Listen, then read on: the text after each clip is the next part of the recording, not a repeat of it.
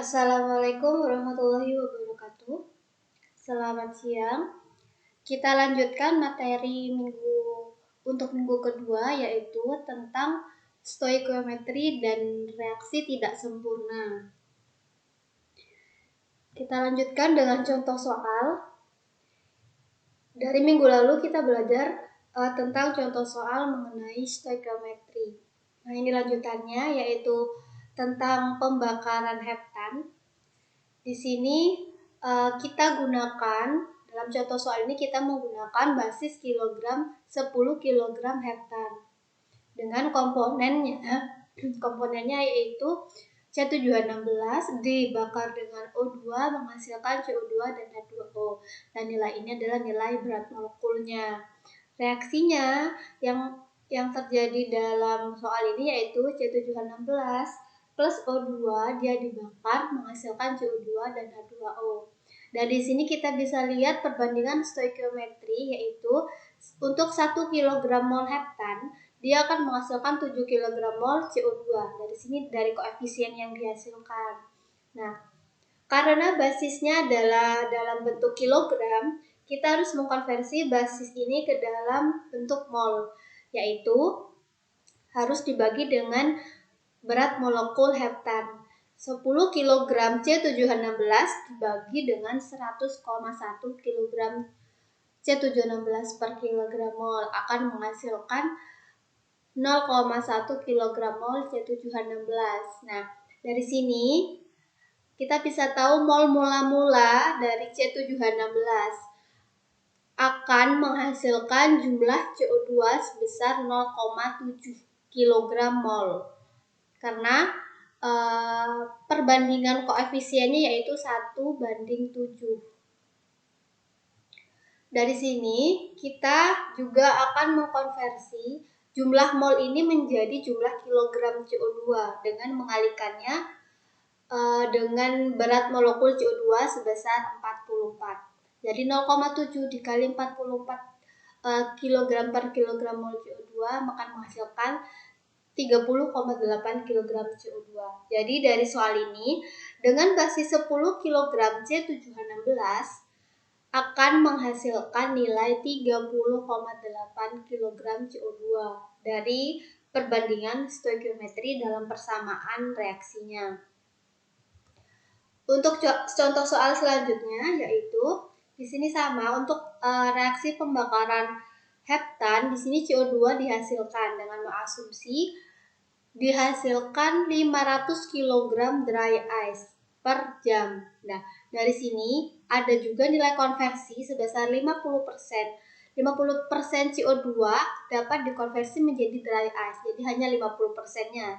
Ditunjukkan dalam grafik gambar di bawah ini. Gambar ini ada C7H16 berupa gas, dan di sini masuk ke dalam reaktor akan menghasilkan 50% CO2 berupa gas dan 50% CO2 berupa solid dengan hasilnya sebesar 500 kg. Yang ditanya adalah berapa kilogram heptan yang dibakar. Nah, dari sini kita bisa hitung. Pertama kita harus menuliskan persamaan reaksi yang tadi ya. Reaksi yang tadi C7H16 tadi ada heptan dibakar dengan O2, dia akan menghasilkan CO2 dan H2O. Di sini tadi ada 11 O2 dan di sini ada 7 CO2 dan 8 H2O.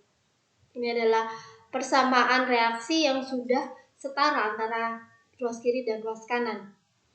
Dengan basis yang di dalam soal sebesar 500 kg ice, ini bisa digunakan sebagai basis.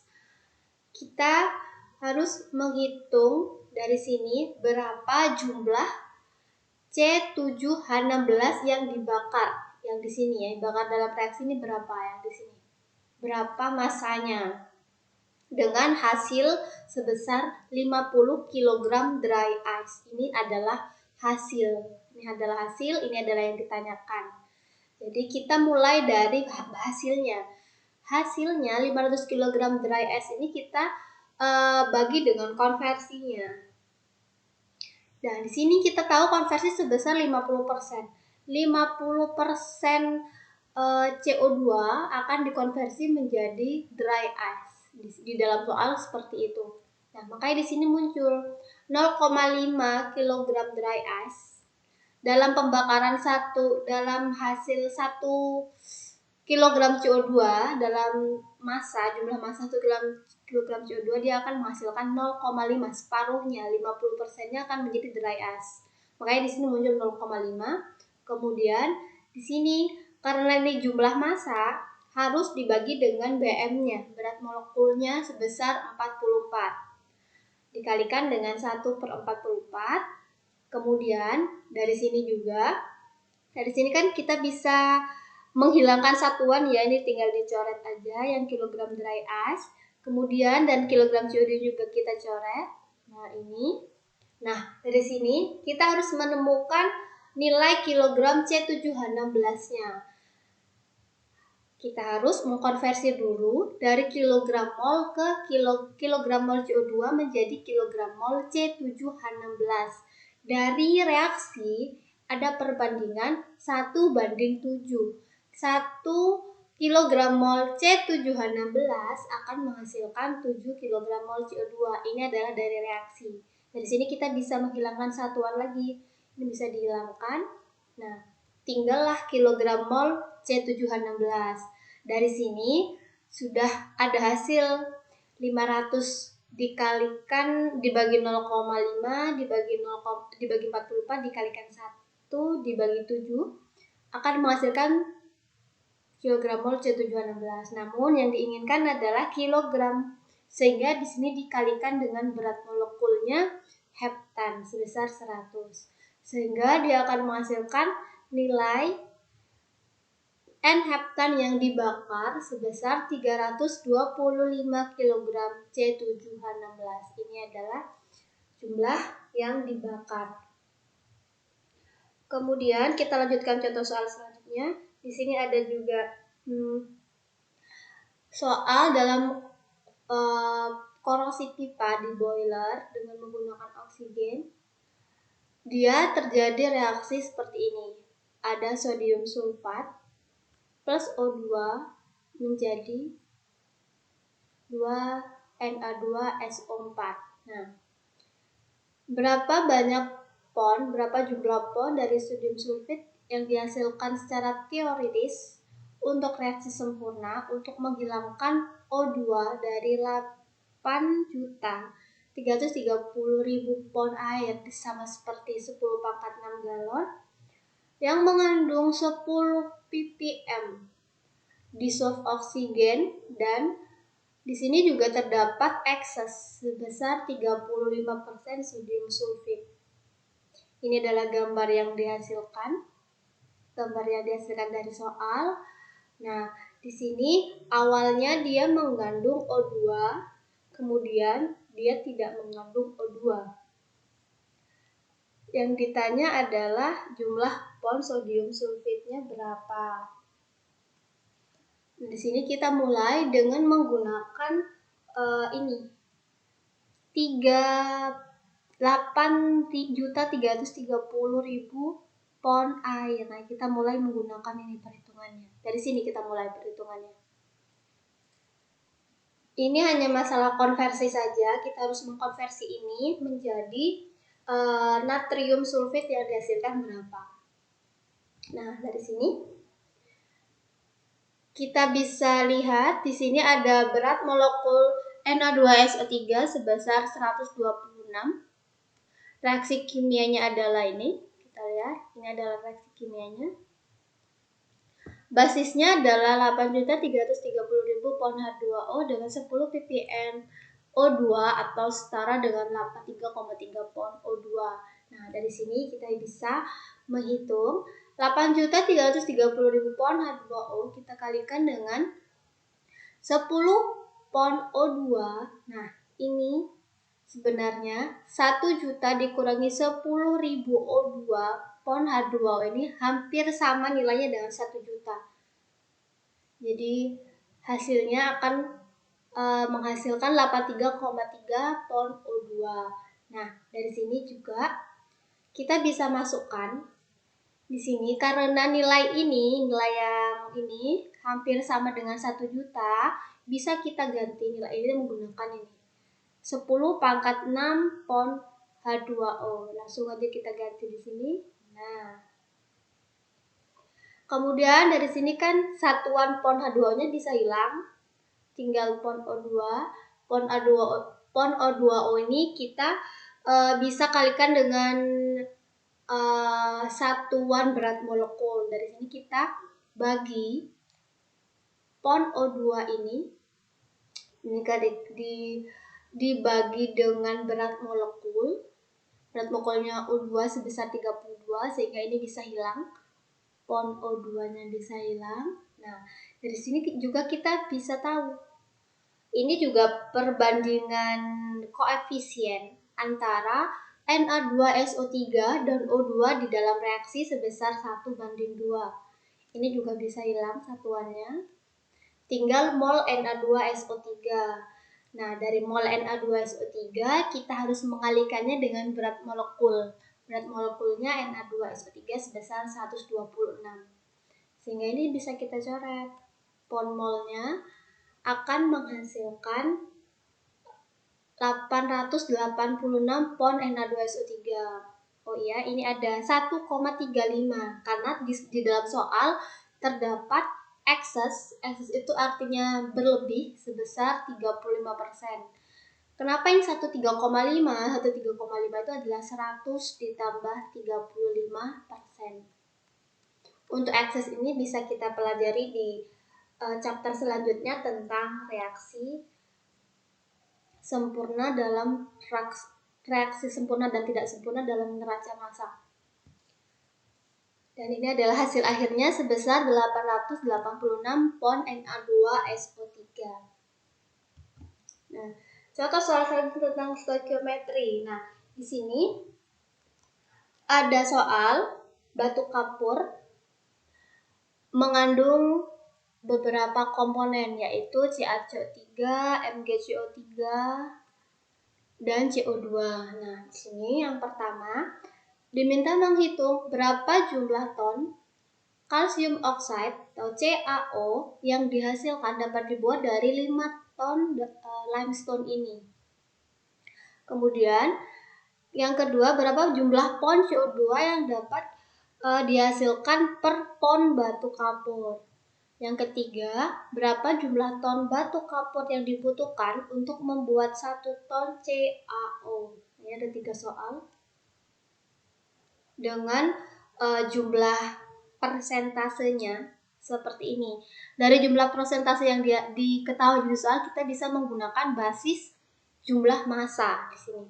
Karena CaCO3, MgCO3, dan CO2 bisa dihitung menggunakan massa. Misalkan nanti kita basisnya adalah 1000 misalkan, 1000 kg batu kapur. Di dalam soal ada CaCO3, ada MgCO3, ada pengotor. Di sini ada totalnya, saya tulis. Nah, dari sini persen massa tadi bisa kita lihat, ini adalah 92,89, kemudian ini ada 5,41, ini pengotornya 1,7. Totalnya pasti 100%. Nah, dari sini kita harus mengalihkan 92,89 dikalikan dengan 1000 akan menghasilkan 928,9, yang ini adalah 54,1, kemudian yang ini adalah 17. Totalnya 1000 karena kita menggunakan basis 1000.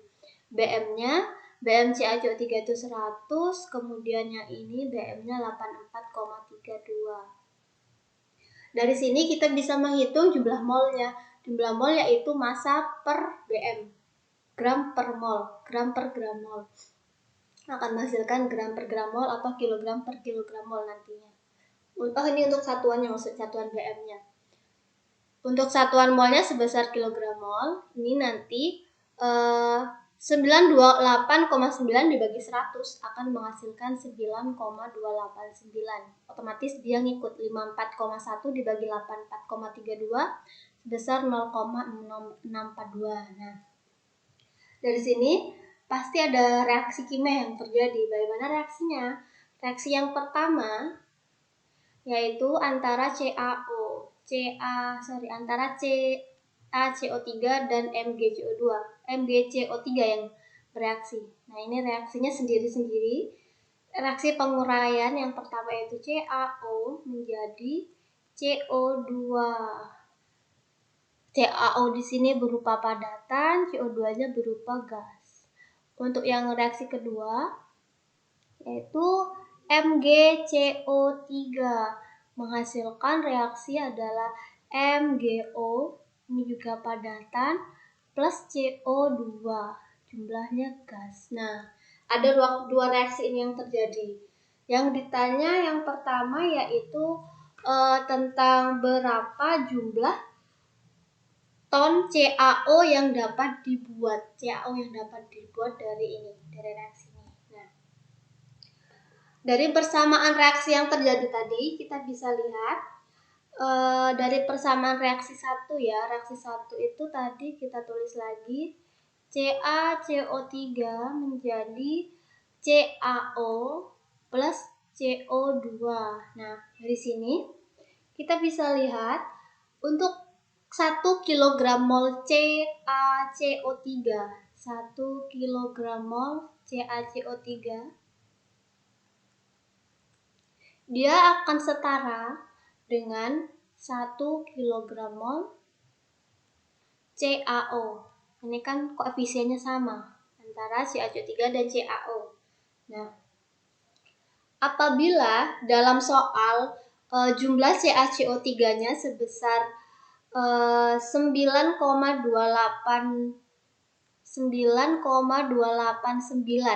ya, kilogram mol. Ini dalam soal CaCO3. Jadi di sini pasti akan setara secara stoikiometri akan menghasilkan 9,289 CaCO3 kilogram mol CaCO3 akan setara dengan 9,289 kilogram mol CaO. Nah, ini yang kita tuliskan di sini. Nah, dari sini kita bisa lihat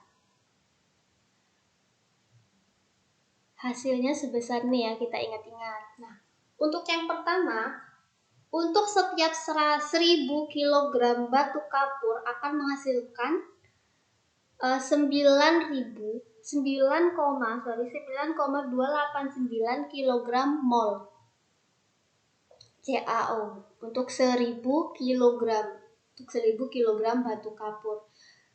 Bagaimana untuk 5 ton batu kapur? Untuk 5 ton batu kapur kita hitung saja. Ini kan untuk yang ini untuk 1000 kilogram batu kapur akan menghasilkan 9,29289 kg mol CaO. Untuk 5 ton batu kapur bagaimana? Untuk 5 ton batu kapur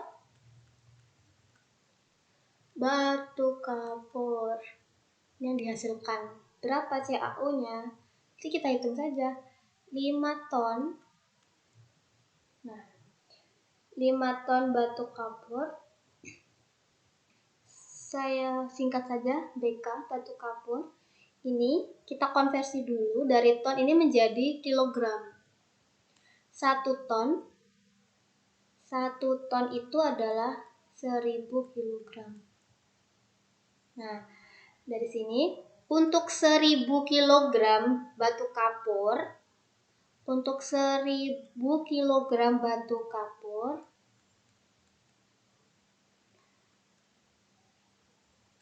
akan menghasilkan 9,289. kg mol CaO. Nah, setelah itu dapat di sini dapat hasil kita. Di sini kan bisa kita coret, ini dicoret, ini bisa kita coret tonnya. Kemudian yang kilogram juga bisa kita coret. Ini dicoret, ini juga bisa kita coret. Jadi 5 dikali 1000, ini 1000-nya juga bisa kita coret dengan yang di sini di bawah. Sehingga 5 dikali 9,289 kg mol CaO akan menghasilkan nilai sebesar 46,445 kg mol CaO. Nah, yang ditanya itu berapa ton CaO yang dihasilkan. Di sini kita konversi saja dari sini. 46,445 kg mol. Pertama kita harus mengalikannya dengan berat molekul. Berat molekulnya sebesar 56 kg per kilogram mol. Nah, setelah itu baru kita konversi ke tonnya. Di sini 1 ton 1000 kg. Dah, ini bisa kita coret satuan kilogram molnya, yang kilogram juga bisa kita coret sehingga bisa menghasilkan nilai 46,445 dikali 56 dibagi 1000 menghasilkan 2,6 ton CaO. Ini yang pertama yang dihasilkan. Kemudian yang kedua ini pertanyaan yang A. Ini yang A. Nah, untuk yang B yaitu berapa pon CO2 yang dapat dihasilkan. Di sini kita hitung yang B. Berapa pon CO2 yang dihasilkan? Jadi tadi kita bisa hitung dari reaksi 1. Kilogram mol CO2 akan setara dengan kilogram mol CaCO3. Berapa tadi? Sebesar 9,289 kilogram mol. Kemudian untuk reaksi kedua, tadi ada kilogram mol MgCO3. CO2 akan setara dengan kilogram mol ini kilogram mol MgCO3. Nah, dalam reaksi juga kita bisa lihat 0,642 kg mol. Ini yang dihasilkan. Nah, berapa total CO2 yang dihasilkan? Kita jumlahkan saja antara kedua ini. Nah, dia akan menghasilkan sekitar 9,931 ya. 9,931 kg mol. Ini total CO2 yang dihasilkan. Ini kita konversi. Dari sini total CO2 yang dihasilkan. Total CO2 yang dihasilkan yaitu sama dengan 9,931 kg mol. Kita konversi ke massa dengan mengalikannya dengan berat molekul CO2 yaitu 44 kg per kilogram mol. Kemudian juga ada konversi 1 pon ke kilogram. 1 pon itu nilainya sebesar 0,45359 kg. Sebesar nanti hasilnya adalah 963,34 pon per 1000 kilogram batu kapur. Nah, ini jumlah yang B. Jadi kita bisa hitung juga nilainya. Berapa CO2 yang dihasilkan per pon batu kapur? Karena kalau ini per 1000 kg batu kapur. Berapa per pon batu kapurnya? Kita punya konversi kan?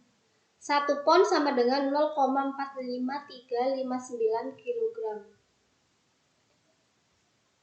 Jadi dari sini kita bisa hitung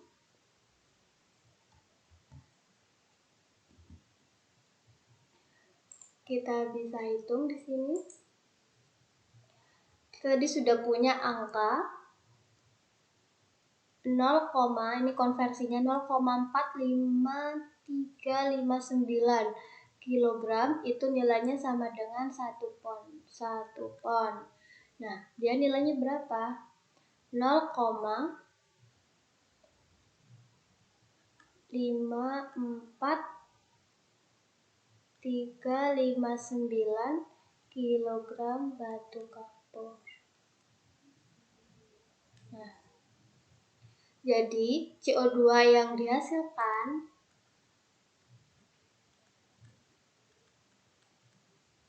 sama dengan 0,45359 dibagi dengan 1000. Ini sama-sama kilogram batu kapur. 1000 kg batu kapur. Ini per 1000 kg batu kapur kan. Untuk nilai ini dia harus dikalikan dengan nilai jumlah pon tadi, 963,34 pon CO2. Ini nilai akhirnya yang tadi sama dengan 0,473 pon CO2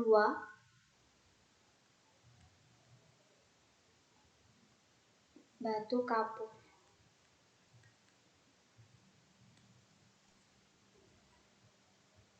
Itu jawaban yang B.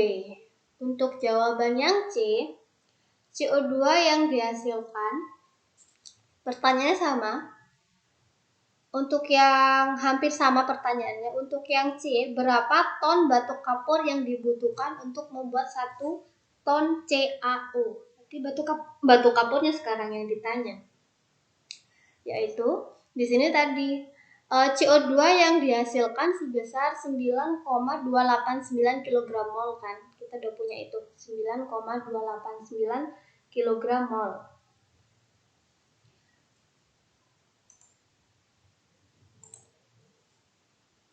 Kita sudah punya CO2 yang dihasilkan untuk reaksi 1, yaitu 9,289 kg mol per ton batu kapur per 1000 kg kan. Nah, kita hitung perbandingan berat batu kapur terhadap CaO. Sama dengan untuk 1000 kg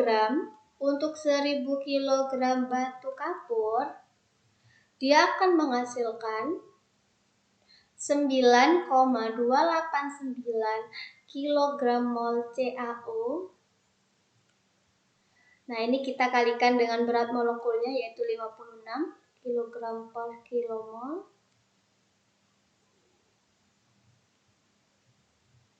Ini harus dihitung dulu. Ini kita hitung 1000 kg batu kapur. Ini kita konversi ke ton. Sini 1 ton nilainya adalah 1000.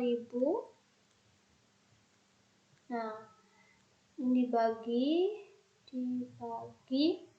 dengan nilai ini. Berapa nilainya? 9,289 289 kali 56 berarti 520,184 kilogram CaO. Ini juga dikalikan dengan 56.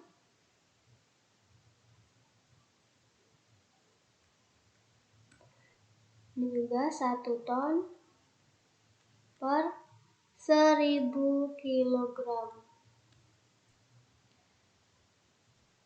Setelah itu kita hitung hasilnya berapa.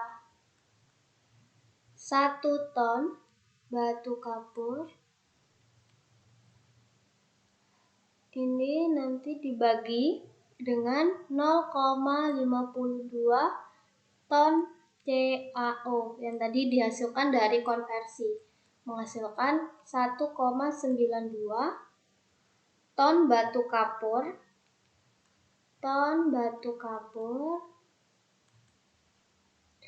per ton CaO. Nah, ini yang dihasilkan CaO. Kemudian bisa kita simpulkan, jadi diperlukan 1,92 ton batu kapur untuk menghasilkan 1 ton CaO. 1 ton CaO. Ini yang kita cari untuk persamaan yang C. Jadi untuk soal batu kapur ini sudah kita selesaikan. Seperti ini. Kita lanjutkan dengan materi selanjutnya, yaitu tentang reaksi tidak sempurna. Dalam reaksi tidak sempurna ini ada beberapa istilah. Yang pertama yaitu limiting reaktan, yaitu jumlah reaktan dengan mol yang paling kecil dalam stoikiometri. Untuk eksesnya yaitu reaktan dengan jumlah mol yang berlebih dari jumlah limiting reaktannya. Untuk menghitung persen eksesnya itu bisa dihitung dengan menggunakan persamaan ini, mol dalam ekses dibagi dengan mol yang dibutuhkan untuk bereaksi dengan limiting reaktan dikalikan dengan 100%. Untuk konversi yaitu fraksi fit itu adalah mula-mula atau umpannya dari material, dari bahannya dibagi dengan jumlah yang dihasilkan, jumlah produk yang dihasilkan atau yang bereaksi. Itu konversi. Jadi jumlah mol yang bereaksi, jumlah fit yang bereaksi dibagi jumlah fit yang mula-mula, itu adalah konversi. Di sini juga ada degree of freedom, dan selektivitas. Kalau degree of freedom itu adalah konversi dari limiting reaktan.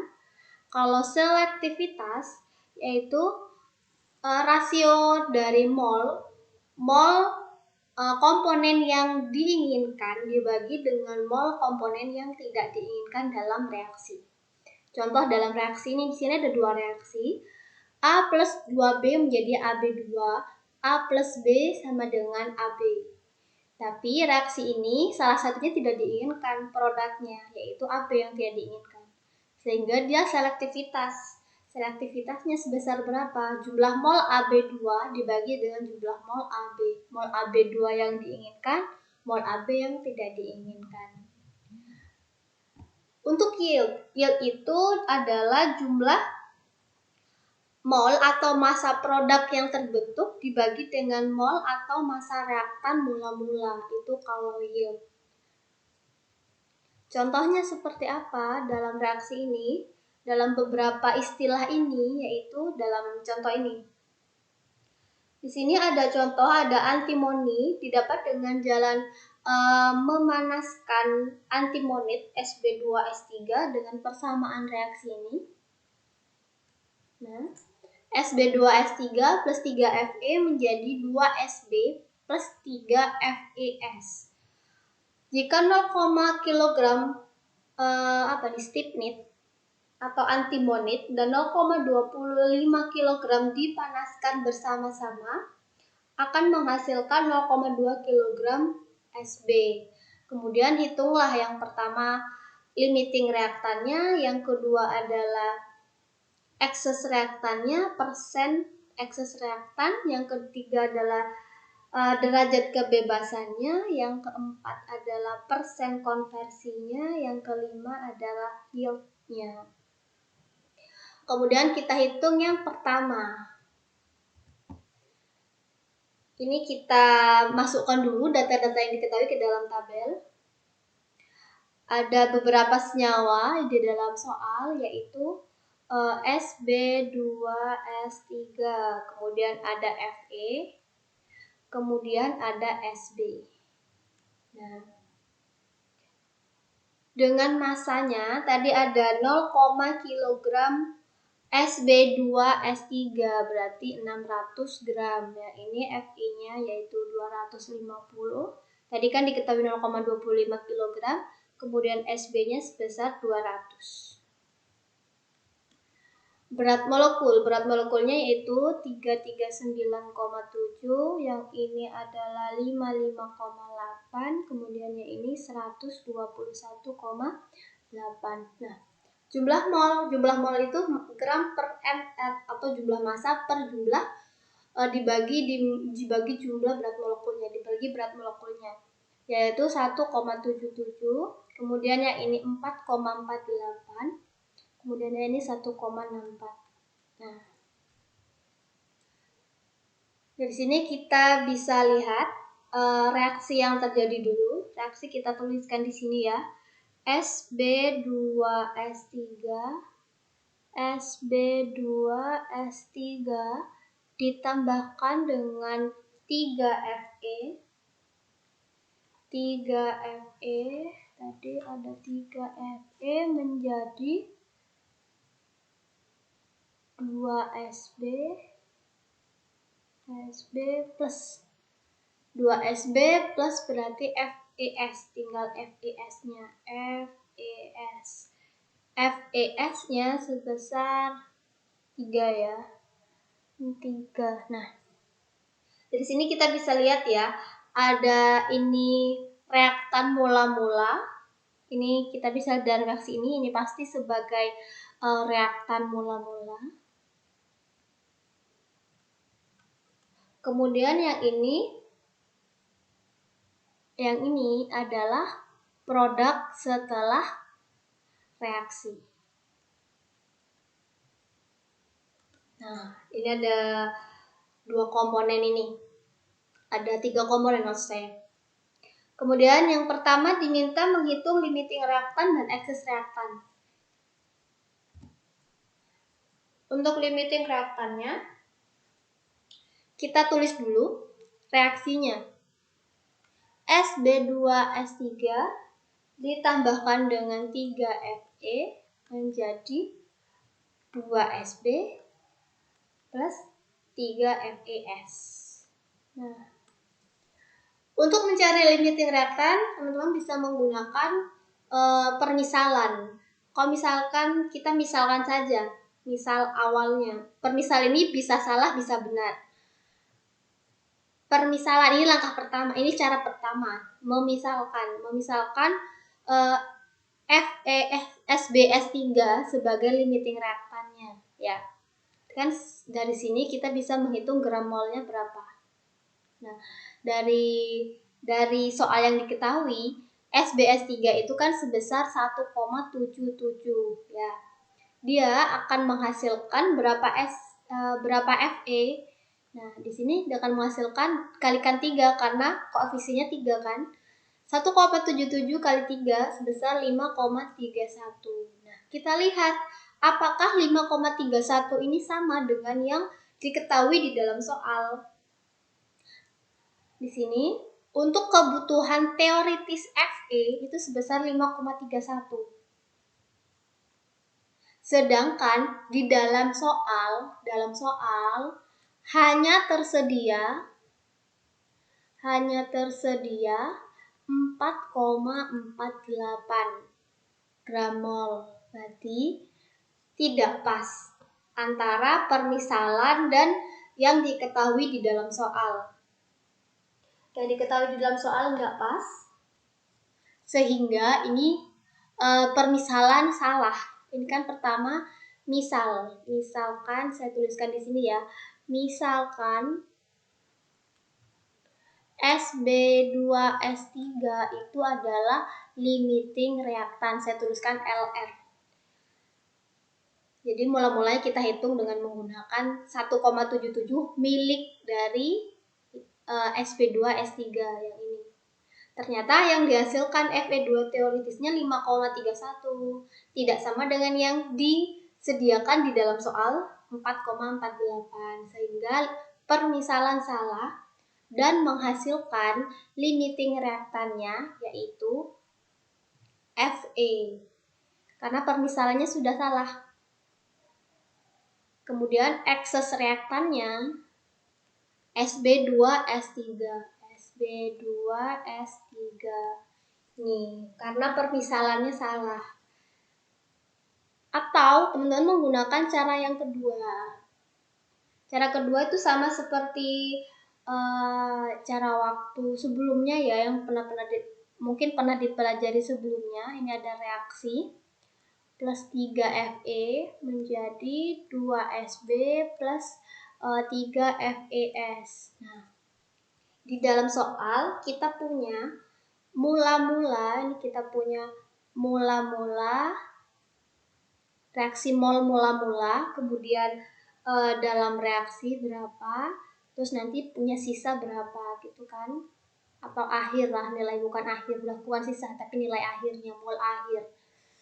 Mula-mulanya dalam soal kita tuliskan ada 1,77, sedangkan yang Fe ada 4,48. Kita bisa menentukan limiting reaktan dari sini dengan mengira-ngira yang mana yang habis duluan. Apabila yang kita memisalkan ini 1,77 yang habis, di sini 5,31, di sini malah kurang. Otomatis jangan yang di sini yang dimisalkan yang habis duluan. Yang habis duluan adalah 4,48. 4,48 kan koefisiennya 3. Untuk koefisien 1 berapa? Dibagi 3, 4,48 yaitu 1,48. Sehingga ya ini udah habis duluan dan ini sisanya sebesar berapa ini 7, 0,29 ya, sekitar 0,29. Nah, karena ini habis duluan, yang Fe dalam reaksi habis duluan, makanya di sini disebut limiting reaktan. Fe-nya disebut limiting reaktan, dan yang sisa atau berlebih itu FSB-S2 sebagai excess reaktan. Ini SB2S3 itu. Ini yang limiting reaktan itu Fe. Dan itu cara yang kedua. Bebas teman-teman mau menggunakan yang mana, cara pertama atau cara kedua. Setelah itu kita yang kedua, pertanyaan kedua menghitung persen excess reaktan. Berapa persen excessnya dari sini? Kita hitung saja persen excessnya. Ini kan yang A, kemudian yang B kita hitung saja. Yang B saya tulis di sini. Persen excess reaktannya yang termasuk reaktan excess itu yaitu SB2S3 sama dengan mol kelebihannya. Mol lebihnya berapa tadi? Mol lebihnya tadi sekitar 1,77 dikurangi 1,48 yang ini ya, 0,29 ya. 1,77 dikurangi 1,48 dibagi mula-mula. Dibagi S3 teoritisnya, dibagi teoritis yang bereaksi berapa? 1,48 dikalikan 100%. Dia akan menghasilkan nilai 18,8%. Itu persen eksesnya, persen ekses dari ekses reaktan Sb2S3. Kemudian pertanyaan yang C. Pertanyaan yang C yaitu derajat kesempurnaan reaksi atau konversi limiting reaktan.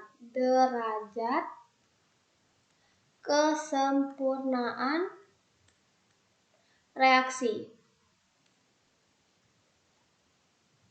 Bagaimana menghitungnya? Yaitu mol limiting reaktan. Ini kan bisa disebut ini atau konversi limiting reaktan. Konversi limiting reaktan. Tadi kan limiting reaktannya Fe ya. Saya tulis di sini limiting reaktannya di sini Fe. Otomatis di sini yang ditulis di dalam persamaan mol Fe. Mol Fe yang sebenarnya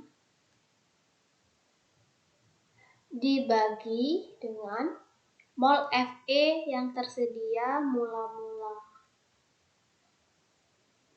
Yang tersedia mula-mula. Ya. Itu. Untuk reaksinya seperti apa? Misalkan kita tulis reaksi ya. Reaksinya kita tulis lagi. Sb2S3 plus 3Fe menjadi 2Sb plus 3FeS.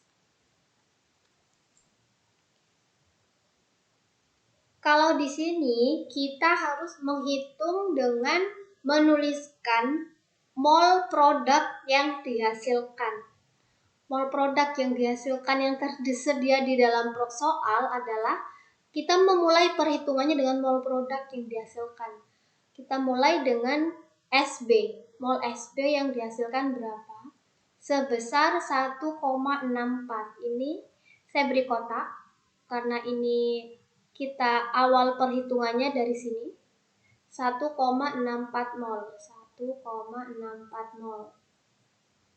Dari sini kita bisa hitung berapa jumlah Fe-nya dan SbS2-nya, Sb2S3-nya. 1,64 dibagi 2 dikalikan 3 itu sebesar 2,46. Kalau SbS2 berarti 1,64 dibagi 2 0,82. Nah, sudah di sini. Berarti kita hitung aja mol kesempurnaan, derajat kesempurnaan reaksi. Derajat kesempurnaan reaksinya sama dengan mol yang dihasilkan. Dari persamaan ini mol Fe yang sebenarnya. Yang ini. Yang sebenarnya itu berdasarkan produk yang dihasilkan. Kenapa disebut yang sebenarnya? Karena berdasarkan produk yang dihasilkan. Produk yang dihasilkan 1,64. Fe-nya berapa yang bereaksi sebenarnya? Yaitu yang di sini. Nah, ini. 2,46. Dibagi dengan mol Fe yang tersedia. Di dalam soal ada sebesar 4,48 jumlah Fe kalikan 100%. Sekitar 55%.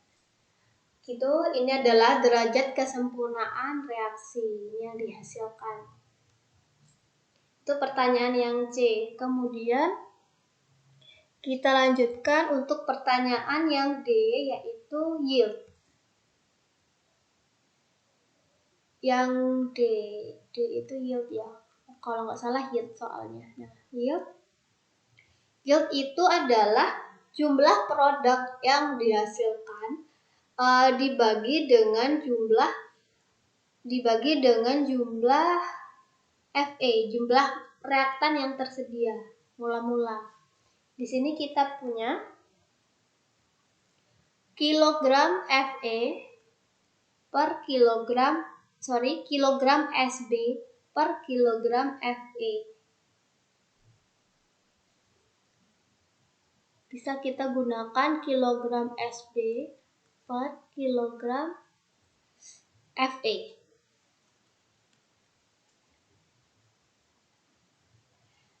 FE di dalam soal ada sebesar 0,25. Sedangkan SB di dalam soal terdapat 0,2. Di sini sudah kita bisa hitung saja. 0,2 kg dibagi dengan 0,25 kg Fe. Sebesar 0,8. Satuannya tetap ya, jangan dicoret antara kilogram SB per kilogram Fe. Ya. Ini sudah soal yang terakhir. Bisa teman-teman pelajari di buku Imulblaw lebih lengkapnya dan buku diktat. Untuk latihan soalnya ada di sini. Ada 2 untuk latihan yang 1. Menghitung yang tadi sama seperti yang tadi. Tentang ekses reaktan, derajat kebebasan. Kemudian yang latihan soal kedua yaitu tentang selektivitas dan yield. Ini bisa teman-teman kerjakan nanti sebagai bahan diskusi untuk pertemuan kita selanjutnya. Baik, cukup sekian yang bisa saya jelaskan. Mohon maaf atas segala kekurangan. Terima kasih semuanya. Saya akhiri. Wassalamualaikum warahmatullahi wabarakatuh. Selamat siang.